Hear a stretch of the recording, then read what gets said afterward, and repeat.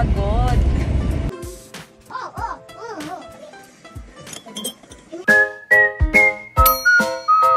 Konnichiwa minasan! Sasuga, it's me, Jonari des. So ngayon po pala ay araw ng Sabado at tapos na rin ang bagyo. Ang ganda-ganda ng araw, parang walang pinagdaanan ng Japan. Hindi ko pa nga rin naaayos yung damage sa gilid ng bahay namin. I-report ko muna siya sa may-ari. May trabaho pa rin kasi ako ngayon, kaya bukas na lang. Update nga pala sa betta fish namin, parang malapit na siyang mamaalam. Yung malalaking gupi din namin nagsibuntisan dati, wala na, namaalam na rin. Kaya ang natira na lang dito sa isang aquarium, puro dahon na lang.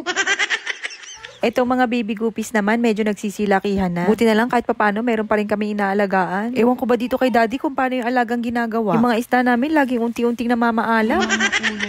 So moving on, nagluluto na nga dyan si daddy ng siomay pambaon namin. Tsaka hamburger nuggets na pang-almusal ng mga bata. Ako naman, naliligo na niyan habang tulog pa yung mga bata. Pagkatapos ko nga niyan maligo, sakto magbibihis na ako. Pagbukas ko ng pinto, gising na pala tong mga to. sa kama. Gising na pala kayo doon. Ayo. Ayo, baby loves. Shelly-chan, hayo. Hayo, Shelly-chan. Hayo. Uy, simpuling. Ay, asaguhan tabete. Wiwi. Wiwi. Ang cute-cute talaga nito ni Shelly. Napakagaling din manggaya nitong batang to. Nakikita niya kasi every morning na yung binabaon kong tubig, nilalagyan ko ng ice. O ayan, gusto niya rin lagyan na ng ice yung kanya. Ocha ni irete te. Okay. Finish. Shimete. Shimetai. Mo, shimete yo. Nakikita din niya na after ko ilagay yung ice, sinishake-shake ko yung bottle. Kaya ayan, gusto niya rin gayahin.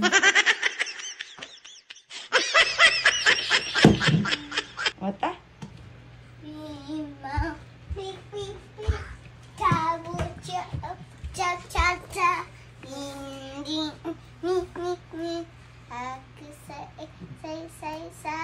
Jozu. What's happening?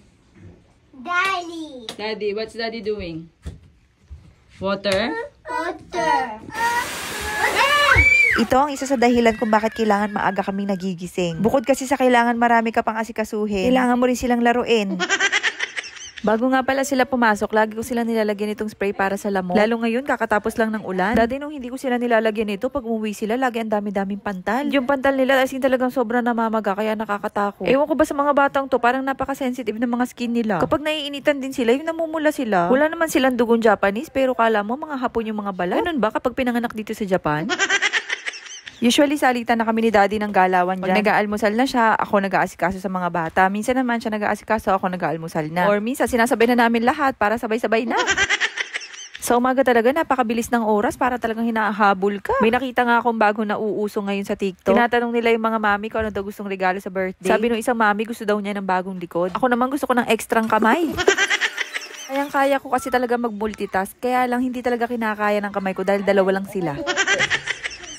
Ohio. Say Ohio. Shelly, where's your balance today? So after nga namin mag-almusal, or should I say habang nag-aalmusal kami, check ko na ulit yung laman ng bag nila kung kompleto ba. Tapos ididiretso ko na agad yan sa sasakyan para walang makakalimutan. Kasi isang beses, napakagaling ko talaga na ihatid ko na yung mga bata sa school, wala pala yung gamit nila. Dati kasi sa likod ko nilalagay yung mga gamit namin. Minsan kasi nakikisabay din si daddy papasok, so inahatid ko siya sa work niya. Kaya walang malapagan yung mga gamit sa harap. Akala ko na ilagay ko na lahat ng gamit namin, yung bag ko lang pala ang nailagay ko. Kaya pinalipad ko na yung sasakyan pabalik ng bahay at pabalik ng school. Naihatid na natin yung mga bata. Time check, 8:45. Ang pasok ko ay 9 o'clock. Kailangan natin mag-time in before 9. And bibis pa tayo ng uniform. Ilang minuto din yun. Kaya talagang pag pumapasok ako, sobrang giri-giri na. I mean, lagi ako nagmamadali. Dahil 9 to 4 ang pasok ko, hindi ako pwede mag-iwan ng mas maaga. Kailangan 8:30 onwards ko sila ihahatid.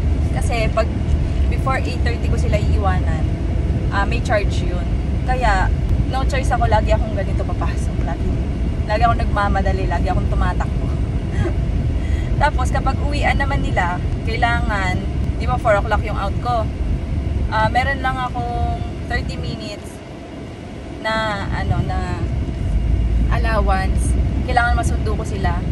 Kasi pagka lumagpas ako ng 4:30, may charge na din yun.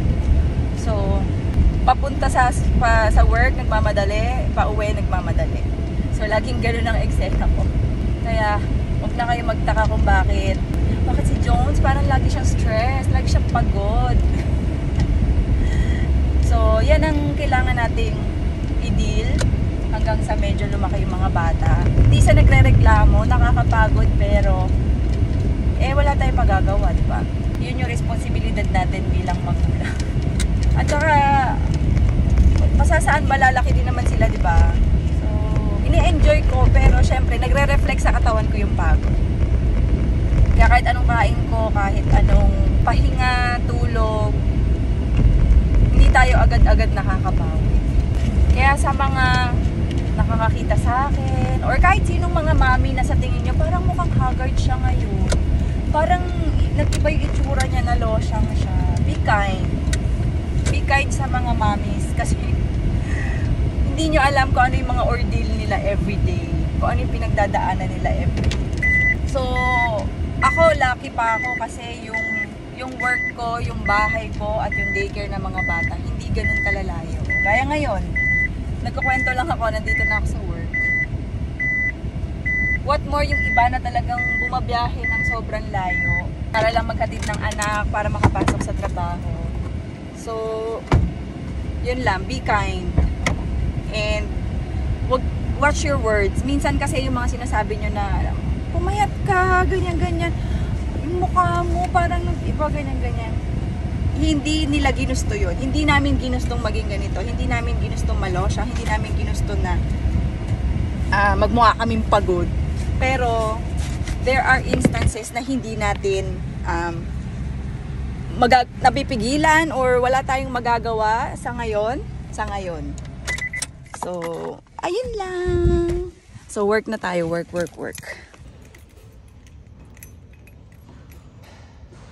8:51 na tayo naka-time in.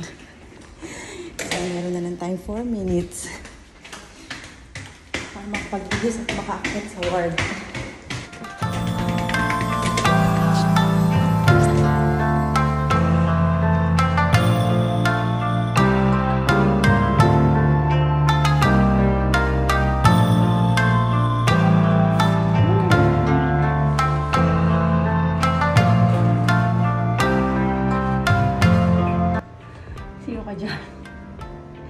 Haggard na naman.